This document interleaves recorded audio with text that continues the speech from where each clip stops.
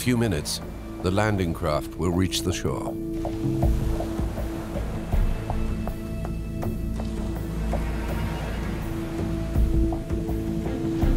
Nearly 7,000 ships, with the fate of all of Europe at stake.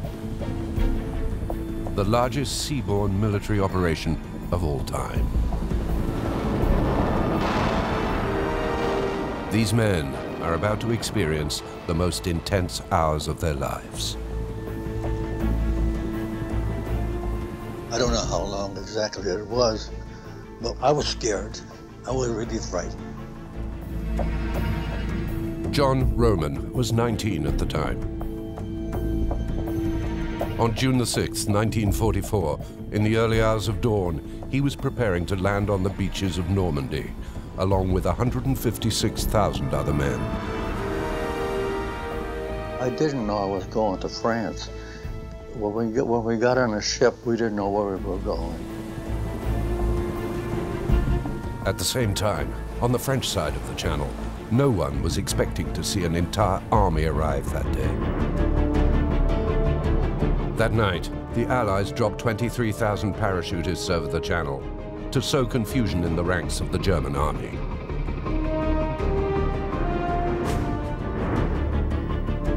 These parachutists led the way for thousands of ships to land the troops that would liberate France.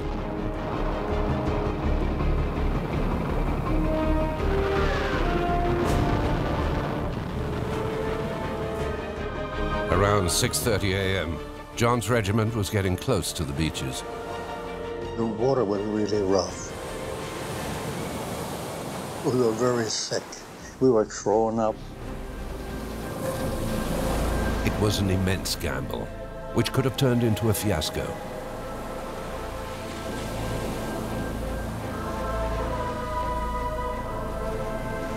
"70 years after the events, some gray areas in the operation still exist. There are unknown facts, forgotten heroes, incredible deceptions, without which the fate of France would certainly not have been the same.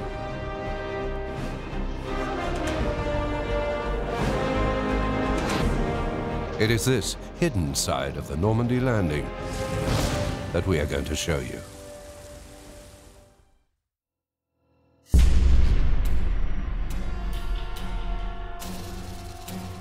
It all started 1 year earlier in London.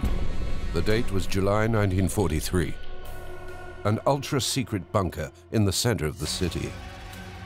This place, protected from bombs in the underground of the British capital, was where the man who had already been fighting Hitler for 3 years, the head of the British government, spent most of his time.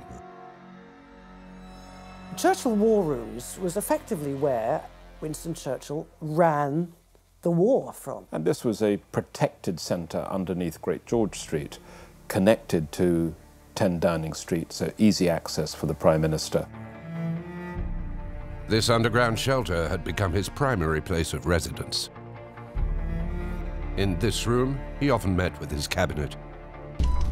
In this room, his military staff worked. During the most difficult moments of the war, life went on underground for an entire sector of the government. He slept there, he did his work there, and it was the centre of the British war effort. In early 1943, Churchill knew the war had reached a crossroads. Hitler controlled all of mainland Europe, yet to the east, the German army had been bogged down for months on the Russian front, fighting against Stalin's troops. The German losses were colossal, nearly 2 million men. For Churchill and his ally President Franklin Roosevelt, it was time to launch a major attack in the West and free Europe by organizing the largest seaborne military operation in the history of mankind. There was never going to be any mystery about an impending invasion in 1944. The only two issues was precisely where and precisely when the invasion was going to take place. A landing, certainly, but where? The question obsessed Churchill and Roosevelt.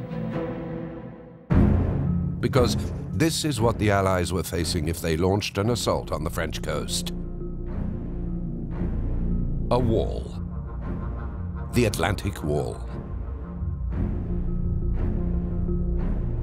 Along the 2,000 kilometers of French coastline, Hitler had constructed hundreds of bunkers sheltering ultra-sophisticated and powerful artillery, behind which there were hundreds of thousands of German soldiers ready to drive back any landing attempts. The British, who are much more nervous about mounting a large-scale attack before they think the time has come. Ils avaient peur, ils respectaient énormément l'adversaire allemand et ils craignaient d'être tout simplement repoussés et de devoir réembarquer. The idea of a frontal attack against what was at the time the world's most powerful army was suicidal, pure and simple. This was the delivery of 170,000 troops onto open, well-defended beaches. This was one of the most extraordinary gambles in history.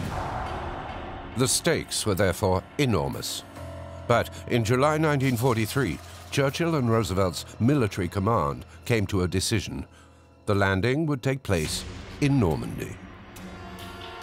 It was to minimize the risks, to ensure the fewest German forces would be facing the Allies when they landed, that Churchill conceived of a Machiavellian plan intended to deceive no less than Adolf Hitler himself. He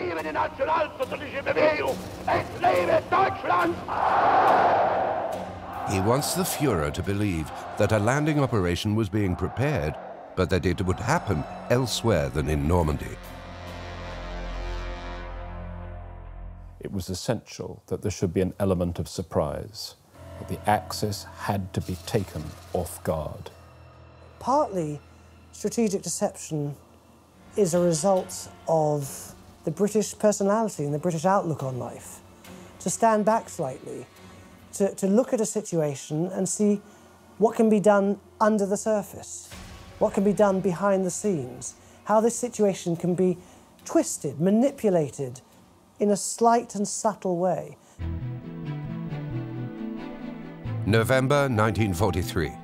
The deception was named Operation Fortitude.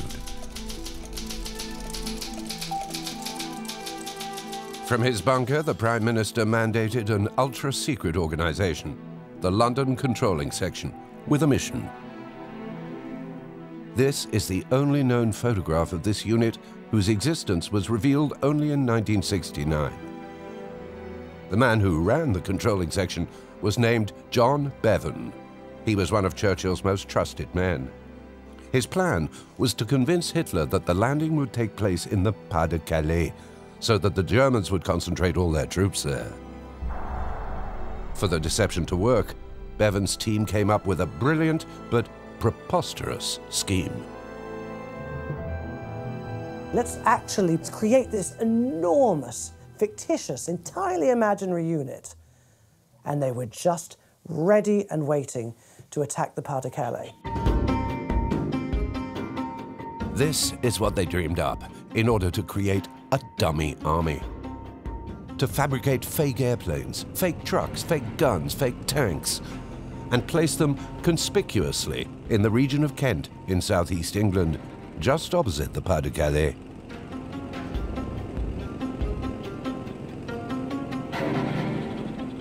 The location was perfect for the Germans to spot. The vast countryside is completely flat. The enemy spy planes could easily detect the fake military installations. John Redmond knows everything about this phantom army. This historian is the only person who has studied every detail of the operation. This is a typical field that would be used, not too far from a road, so they could get the vehicles in, plenty of space to set out their equipment. So just a nice little Kentish field, little bit of cover, ideal.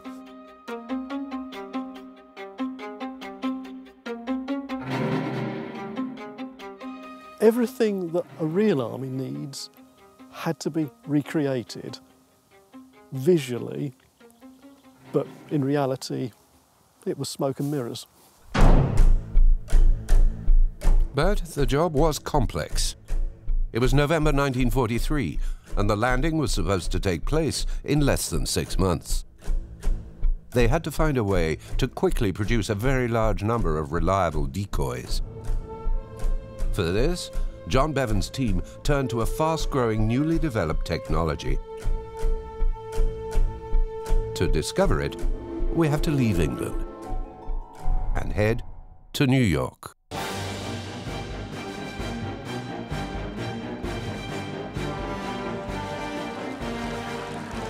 Every year on Thanksgiving Day, Macy's department store organizes a spectacular parade down Fifth Avenue with immense balloons of famous characters.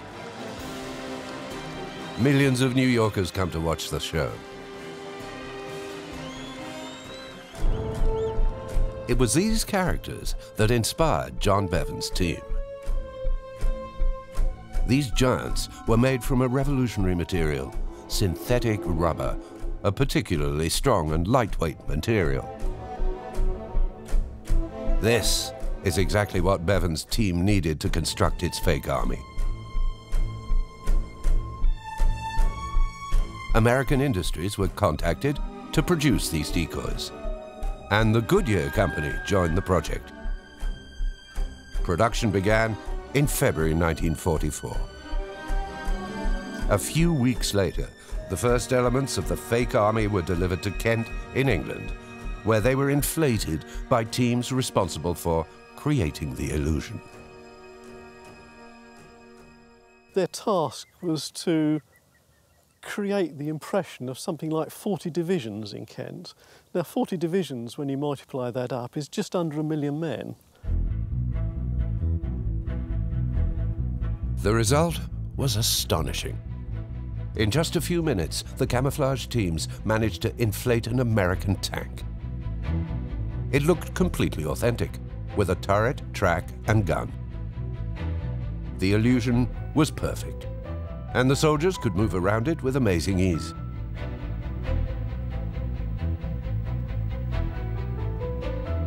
As planned, they were light and incredibly rugged. There would be a time that they'd have to move some of the dummies during the day. And it is said that one day, a farmer going along the field boundary saw 4 troops carrying a Sherman tank. What he thought isn't recorded, but by God, military rations must have been very good to be able to lift a tank. The teams were attentive to every last detail. They even created real tracks like these behind the columns of rubber tanks. But Bevan's team also ordered hundreds of fake landing craft, which they placed up and down the coast of Kent and in the region's rivers. The stage was set. A gigantic army appeared ready to cross the channel towards Calais. A fake army, which even had its own name, FUSAG, for First U.S. Army Group. But to make it fully believable, it still needed one more element: a leader. Fortitude's boss, John Bevan, asked that a commander, a real one, be named to head up this ghost army. And he snagged the most famous of them all. General Patton, the American the Germans feared the most. Ils l'admirent. Pour eux, c'est un grand général. C'est un fonceur, c'est un excellent stratège, c'est un officier qu'ils aimeraient bien avoir dans leur armée. Wearing his heavy helmet, his ivory-handled Colt on his hip, Patton was the most high-profile military man in the American Army. He had built a reputation as a fearless warrior. C'est un bulldog. C'est un bulldog. Ces hommes qui les mènent vraiment à la baguette, quoi. Hein. C'est pas le genre de gars qui va les border le soir. Above all, he was ambitious. The North African campaign, the landing in Sicily. Since the beginning of the war, he'd had a string of one spectacular blitz after another against the Germans. Bevan would use a specific aspect of his personality. Patton adored the spotlight and cameras. He never went unnoticed. So Bevan organized inspection tours in Kent to further convince the Germans as to the existence of the Ghost Army. Patton played his role perfectly. Patton is being photographed in the southeast of England. The point is to make it look as though he really is the head of a large army that is based in southeast England and is likely to attack the Pas-de-Calais. And the Germans completely believe the fact that the Fusag will be commanded by Patton. And having believed it, they're going to expect to see the proof of him actually being there. And so when they see these photographs of him, it's going to make sense to them. He's coming. And the press couldn't get enough of him. We have, for example, an issue of the Daily Express, a major English daily, dated April the 24th, 1944. On page 4, a box announced that Patton would inspect a second front in Europe. This is the type of information Bevan wanted, because he knew that the Germans who read the press would conclude that a general of his stature had to be at the command of a large army. Armored divisions made of rubber and a charismatic commanding general. For the Germans, everything pointed to a landing in the Pas-de-Calais. But how much longer would they still believe this hoax? In April 1944, John Bevan was increasingly haunted by this question. Meanwhile, on the other side of England, in the southwest, the Allies' real army was in preparation. And Bevan had a single fear, that the Germans would realize that the target was the Normandy beaches. To avoid this risk, he wanted the Germans to be totally focused on the fake army, and especially wanted them to be obsessed with a landing in the Pas-de-Calais.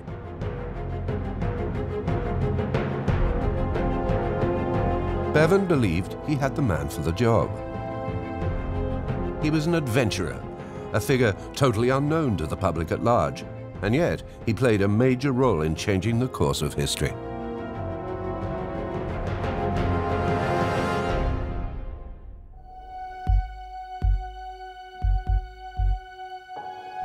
The story of this man had begun 5 years earlier in Spain.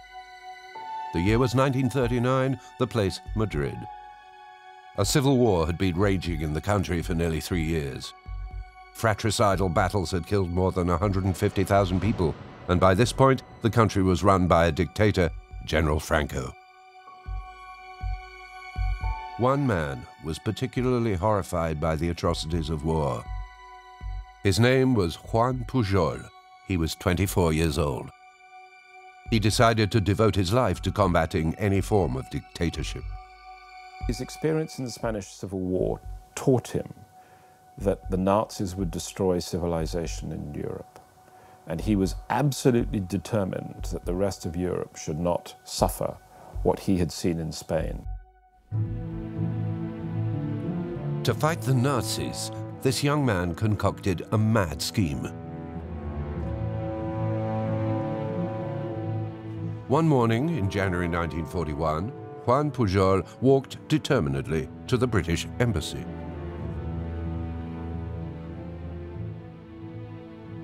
And said, "I want to help." An utterly unknown person offered his services as a spy, although he had no experience whatsoever. The English thought he was daft. They wanted nothing to do with him and turned him away. Who is this person?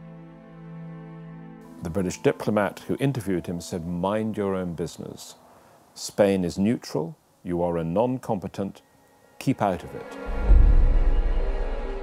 Pujol was extremely disappointed. He hadn't thought he'd be sent away so abruptly. Yet he understood that to earn the trust of the English, he would have to prove himself. So he set out on an extremely high-risk project.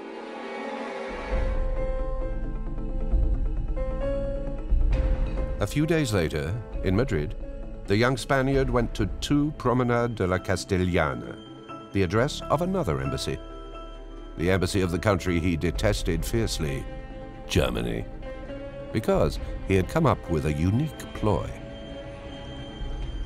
The only way to get the British interested is to offer his services to the Germans first as a spy, and so get enough information through working for the Germans that he then could go back to the British and say, look at all this information I've got. You need it. You can't turn me down now. Juan Pujol offered to spy for the Nazis with the clear intention of betraying them to the Allied forces. He lied so he'd be taken seriously. He led them to believe he worked for the Spanish Ministry of Foreign Affairs and that he even had a diplomatic passport with which he could travel easily to England. And as surprising as it seems, the Germans fell for his story. To have somebody supporting the Axis cause and volunteering to do this work, this is a gift from God, particularly where you have a shortage of agents already on the ground in the UK. Because at the time, virtually all of the Reich spies in England had been exposed and arrested.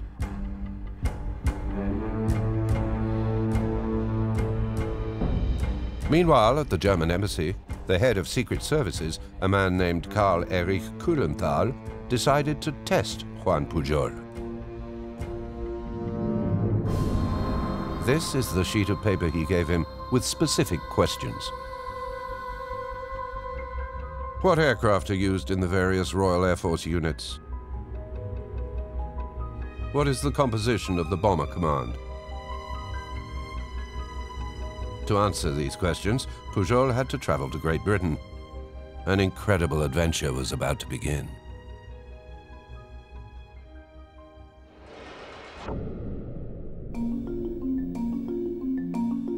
To get to England from Spain during the war, he would, in principle, have to go through the port of Lisbon in Portugal.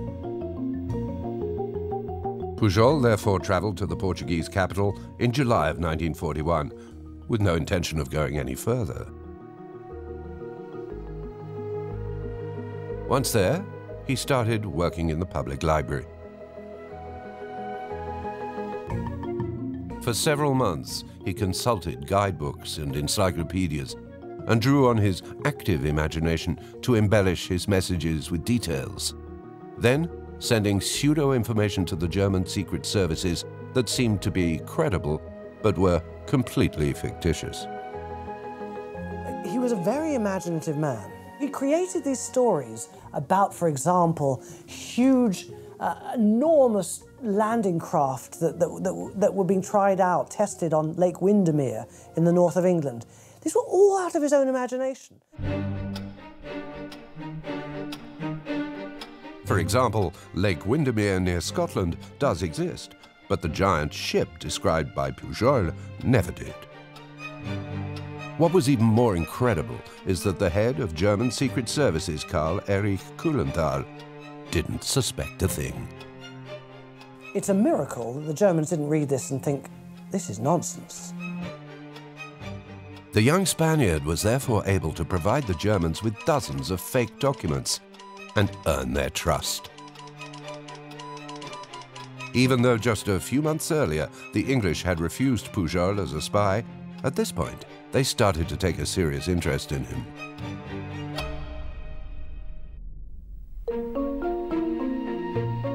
His fate was decided in the English countryside north of London at Bletchley Park.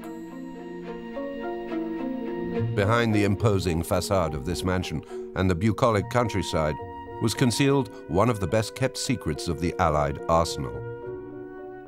This was the headquarters of the English counterintelligence services. Churchill, in particular, had brought together the brightest minds in Britain for a mission of utmost importance: intercepting and deciphering all the radio messages broadcast by the German army. Les Anglais À Bletchley Park ont pris les plus grands cerveaux britanniques. C'est tous des gens qui sortent des plus hautes universités britanniques. C'est la bande d'Oxford et la bande de Cambridge. All of the most brilliant mathematicians, engineers, linguists, and military experts in England were gathered here. In total secrecy, they developed an incredible machine, the forerunner of the first computers. The Ultra Machine. It was an enormous calculator, the most powerful of its time. Thanks to this machine, since 1941, the Allies had been able to crack the codes used by the enemy to encrypt its radio messages. The Germans didn't know this, but many of their top-secret exchanges were intercepted and decoded by the English. In April 1942, Bletchley Park intercepted a strange message, one the Secret Services found extremely intriguing. This was the message. On April 2, 1942, a German spy with the code name of Alaric, based in Madrid, informed the German Secret Services that a convoy of 16 British ships was about to leave the port of Liverpool, cross the Atlantic, and sail through the Strait of Gibraltar to resupply the Allied troops on the island of Malta in the Mediterranean. When the English deciphered this message, they were extremely surprised, because in fact, there were no plans whatsoever for a convoy of this type.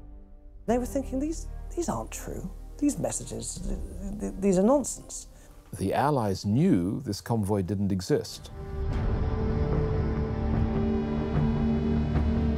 The Germans, however, believed categorically in the spies' information.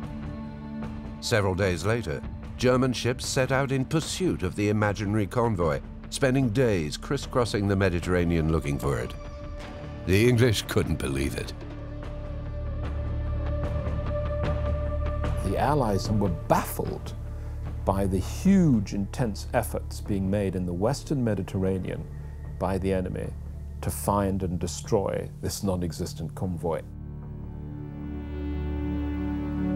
This was one man operating by himself with thousands of troops.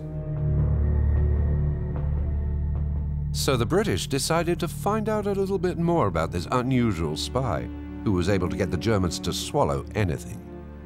Now, it's clear that whoever this strange pretend spy was, he had the ear of the Germans, and he had to be brought on side by the British.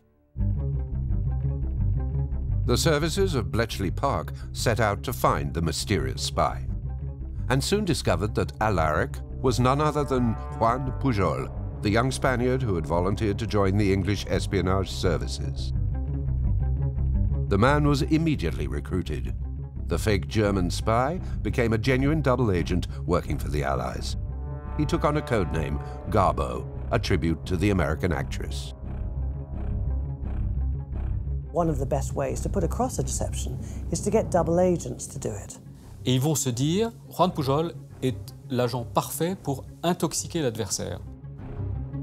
And the English would assign this gifted manipulator to their most important secret operation, fortitude.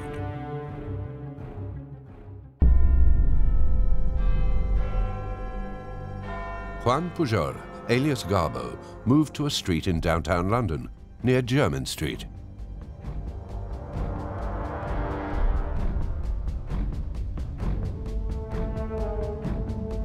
To eliminate any last doubts the Germans may have had about the existence of Fusag, an army of 1 million men stationed in Kent opposite Calais, they had to receive confirmation of this information from several different sources. Garbo came up with a brilliant idea. He explained to his German handlers that he'd managed to recruit new spies all throughout England. In all, 27 agents were apparently working for him. His imagination was boundless. He had a Venezuelan student up in Glasgow. He had an Indian nationalist in Dover. He had a waiter in a canteen in the south of England. These were all people that lived in his mind. And, over a period of 6 months, Garbo spent every day in his small London office writing up the hundreds of fake messages that had supposedly been sent to him by his imaginary spies. Garbo spending up to 3 hours a night on the radio, transmitting these reports to his German controller. Lo que sí recuerdo es que mamá se quejaba muchísimo porque papá tenía que salir, mi padre tenía que salir todas las noches y se pasaba largas horas por la noche, me imagino que trabajando para hacer estos mensajes, escribirlos, mandarlos. But together, these hundreds of short messages led the Germans to convince themselves that Patton's army would attack the Pas-de-Calais.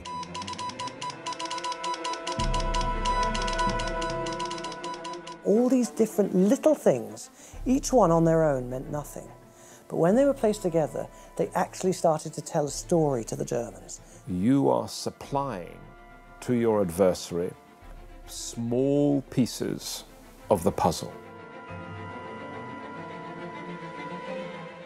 The Germans would receive these pieces of information and start to say, aha, FUSAG, there is a unit that is building up in this particular area of southeast England, and we can deduce that from these little messages that Garbo is sending us. The Germans took the bait. By this point in Berlin, Adolf Hitler's military command was convinced that the Allies were preparing to land in the north. In fact, hadn't German planes returned with aerial photographs showing numerous landing craft in the port of Dover opposite Calais? The Germans didn't even suspect that this impressive army was made of rubber decoys. They couldn't imagine that these boats were merely inflatable toys. Indeed, on the German High Command map, we can see where the Reich spies believed the Anglo-American forces to be stationed. In Kent, in the southwest, these small flags represent hundreds of thousands of men and armored vehicles. In reality, there were only fake tanks in this region.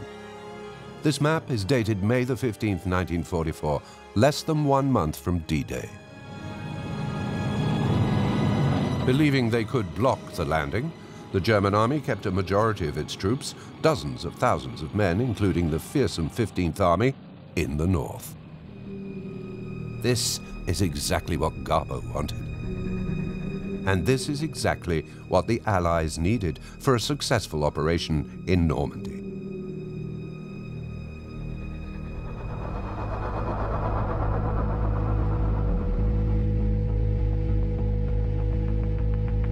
Around 2 a.m. on June the 6th, 1944, Operation Overlord began.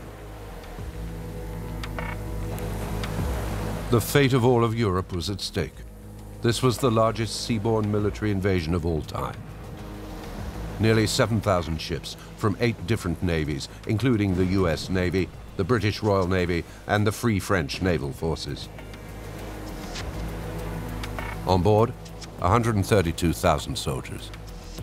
Among them, many very young men, like John Roman. He's 89 years old now. At the time, in 1944, he was just 19. Like 1.5 million young Americans, he crossed the Atlantic where he would discover a continent entirely unknown to him. He was among the first landing units. The night before, he still had no idea of his final destination. I didn't know I was going to France. When we got on a ship, we didn't know where we were going. On June the 6th alone, with the parachutists, a total of 156,000 men attempted to land on the 5 Normandy beaches. The boat carrying John and his regiment headed toward Utah Beach. The trip was horrendous. I don't know how long exactly it was, but I was scared. I was really frightened. We were very sick, but the water was really rough. We were throwing up. At 6:30 a.m., the first troops stormed the beaches. John's boat was still far from the beach when the lieutenant gave his regiment the order to jump. He and his fellow soldiers had to struggle through hundreds of meters in the water, carrying 40-kilo packs on their backs. The water was up to here, and I can't swim. But we had the backpacks, the big backpacks on our thing, and that held us up. So we kept on fighting until we got to shore. The German soldiers opposing the GIs had an enormous advantage. They were sheltered in fortified positions that were equipped with cannons and machine guns. We were being shelled all the time by the Germans. A lot of us were killed. At Utah Beach, 200 of John's fellow soldiers were struck down by German bullets. Losses were even heavier on the 4 other landing beaches. More than 3,500 soldiers were killed, and more than twice that wounded in a few hours, particularly on Omaha Beach, which would end up being known by the tragic name of Bloody Omaha. But after hours of fighting, the Allies began to tip the balance. Within 3 days, the Americans, English, and Canadians had captured strategic positions, and the coast was under the control of the liberators.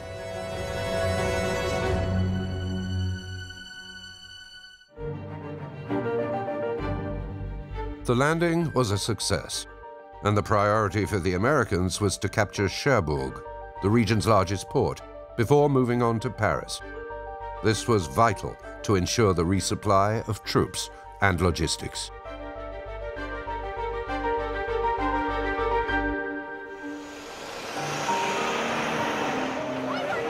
On the roads of Normandy, the first contacts between civilians and the soldiers. Like many GIs, John was greeted as a hero by enthusiastic French people and by overtly demonstrative young women. They're singing and jumping around and bringing some wine and whatever they had they could afford. They would even hop on the Jeeps and they would go crazy. That's what they would do, really. It doesn't bother me. Children as well were fascinated by these soldiers who looked like they came from another planet. Like Francis Le Pesqueur, who was 8 years old when he first saw the GIs.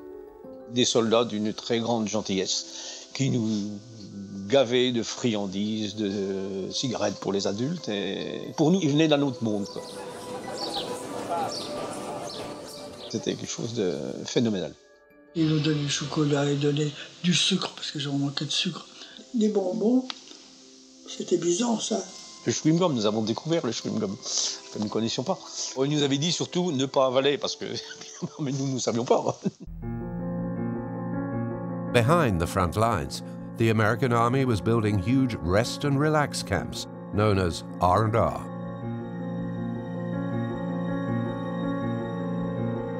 There were better food rations, American newspapers, mail from the family, and baseball games, just like home. It was the American way of life transplanted to the Normandy countryside. C'est une façon de sortir de la guerre, un temps, de se détendre, de faire en sorte qu'on ait un bon soldat quand il revient au combat. Homesick GIs could feel just like they were home. Both in the city and in fields, the Army invited its soldiers to the movies, screening Hollywood's biggest hits like Casanova Brown with Gary Cooper and The Great Dictator by Charlie Chaplin. Francis, who was 8 at the time, discovered American films in a theater built in the middle of the countryside. Il y a eu la première séance de cinéma que j'ai connue de ma vie, c'était dans un champ à 1 kilomètre d'ici. On nous a passé un film, c'était Charlot à l'époque. Alors là, nous ne savions pas ce que c'était que le cinéma, j'avais jamais vu un film. Et là, c'était l'émerveillement, quoi. Cherbourg was liberated on June the 27th, 1944. And from that day on, there were dances nearly every week. The port had nearly 30,000 men, working to supply the front for many long months. The American Army set up no less than 12 orchestras for them, consisting of soldiers who were also musicians. Dans leur pactage, ils amènent leurs trompettes, ils amènent leurs saxophones, les trombones. Ils trouvent aussi sur place parfois de quoi s'exprimer, piano, batterie. On dansait de tout, là, nous.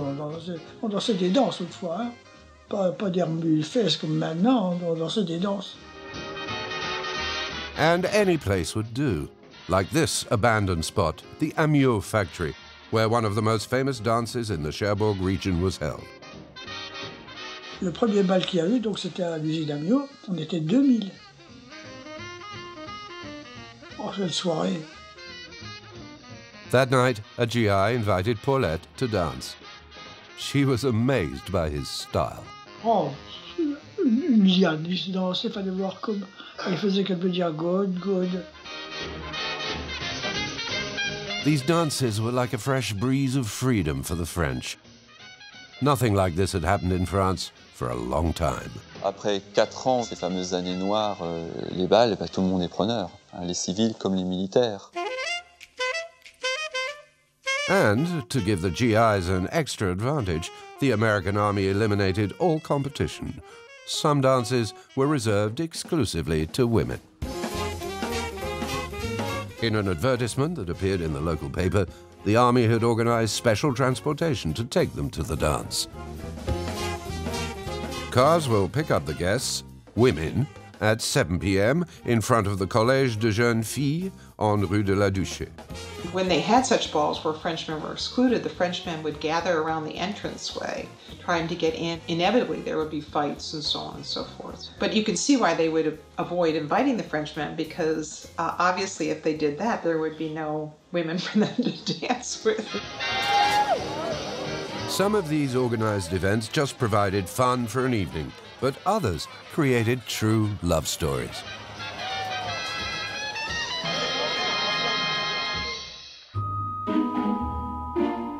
A few months after the landing on Utah Beach, John Roman was in eastern France in the Ardennes in Charleville, which had just been liberated.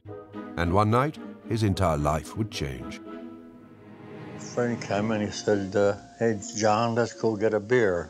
So we went up to the little cafe and we heard music. We went in and we were by the bar and then the music starts playing. That night, John noticed Jacqueline. She was 17 years old and worked as a secretary at the town hall. He invited her to dance, but she was not going to give in easily. Jacqueline, she says she just takes off and goes and sits down. And so I went back to the bar, and then my friend came back, and I said, she won't answer me, but I said, I'm going to try again.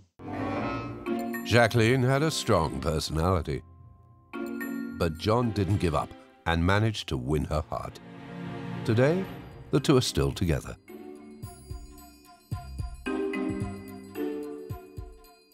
Il continuait à venir à table, à m'embêter. Alors finalement, ma sœur me dit, mais danse avec lui une fois et puis il te laissera tranquille. 68 ans après, enfin il y a 67 ans, on n'a pas encore 68 ans. Il ne m'a pas encore laissé tranquille. 1 year later, Jacqueline married her handsome GI at the town hall of Charleville and went to live with him in the United States. Together they would have 6 children, 14 grandchildren, and 17 great-grandchildren. Like Jacqueline, 6,000 French women married GIs in the year following the landing, but these stories remained an exception.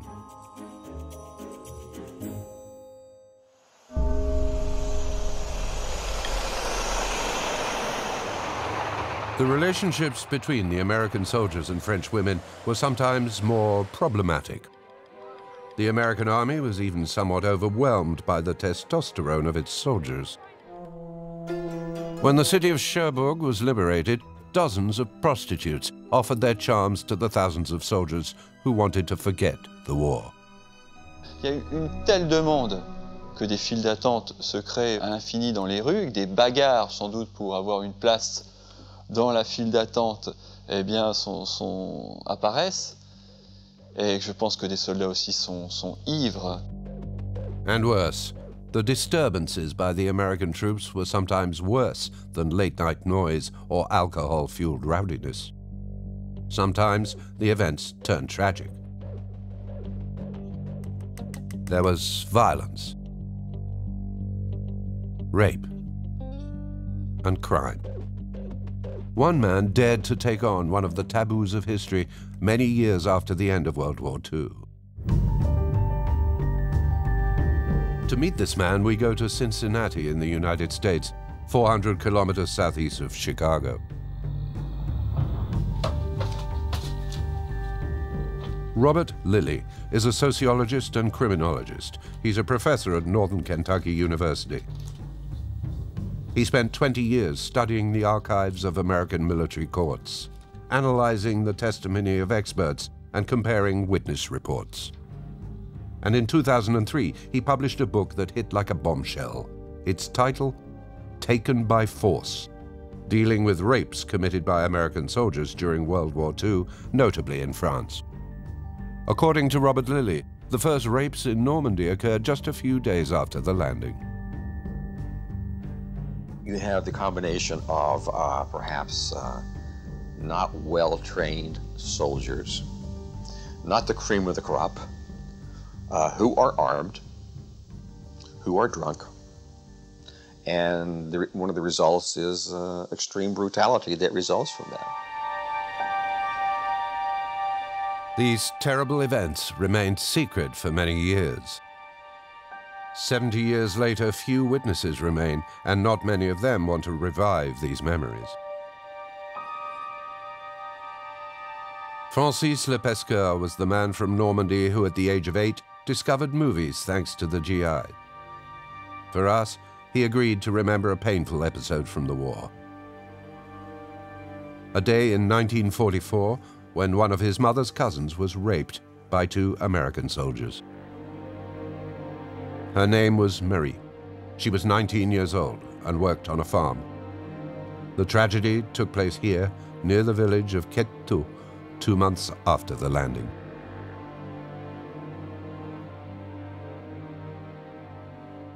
En fin d'après-midi ce 1er août 1944, 2 Américains en armes sont arrivés du chemin, là, ils sont sortis du virage et sont venus ici demander à boire à Madame Hébert, la patronne.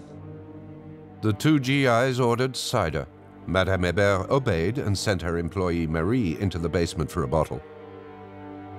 But after drinking the bottle, the soldiers became aggressive.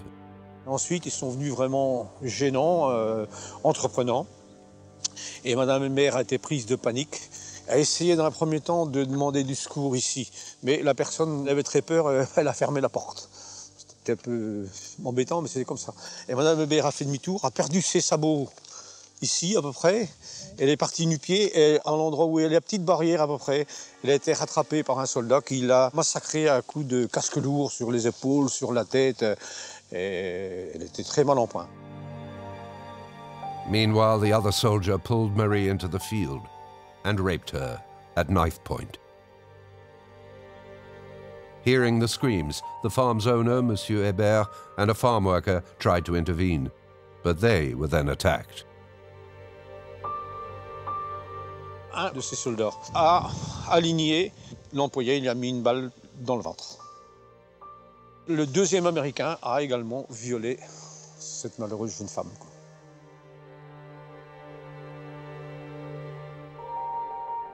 The military police launched an investigation the following day.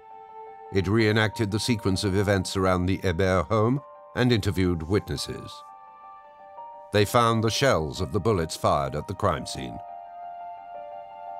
The soldiers from the American camp, located 1 kilometer from the farm, were all questioned. The guilty men were quickly found.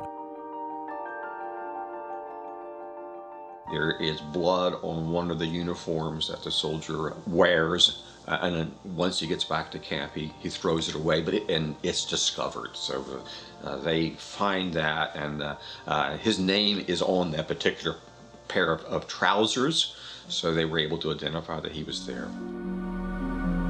The second soldier was shown the pieces of his rifle found on the crime scene. This was the weapon used to strike Monsieur Hébert. The two GIs were brought before an American court-martial at Cherbourg. The first one confessed to the rape, but the second one denied everything. One of the soldiers says that the rape was consensual, that she agreed to it. He calls the 19-year-old victim a liar. That goes all the way up to Eisenhower. General Eisenhower was the supreme commander of the Allied forces. Notified of the crimes committed by the American soldiers, he had a clear policy: no leniency. The two GIs who raped Marie and killed the boy at the farm were sentenced to death by hanging. Eisenhower says, execute them near where they committed the crime. Not inside prisons where you can't see it happen. Take them to the public. I want the soldiers to be educated that you can't get away with this, and I want the French to know we're doing the best we can to fight it. The execution took place in a field near the Hébert farm, in public, and in the presence of Marie, the victim.